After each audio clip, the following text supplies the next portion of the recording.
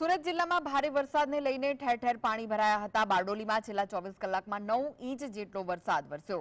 Bardoli Kadod road પર આવેલા વિઠ્ઠલવાડીમાં પાણી ભરાયા। ગ્રામ્ય વિસ્તારમાંથી પસાર થતી ખાડીમાં ઘોડાપૂરની સ્થિતિ સર્જાઈ। ખાડીમાં ઘોડાપૂરની સ્થિતિને લઈને વિઠ્ઠલવાડીની અંદર પાણી ભરાતા વાડીમાં રાખેલ તમામ સામાનોને ભારે નુકસાન થયું હતું।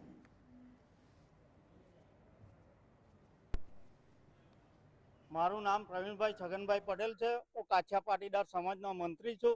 કેટલા વર્ષોથી આ સમસ્યા છે? ક્યાં રજૂઆત કરી પાણી આ ભરાવાની? છેલ્લા 3 વર્ષથી આ પરિસ્થિતિ અહીંયા બને છે। વારંવાર અમે આ કલેક્ટરશ્રીને, પ્રાંત અધિકારીને, મામલતદારને, બારડોલી નગરપાલિકાને, ધામરોડ લુંબા ગ્રામ પંચાયતને આની વારંવાર રજૂઆત કરવા છતાં આ પરિસ્થિતિ છે। અમારો સરસામાન વાડીની અંદર ટોટલી પીનાઈ જાય છે।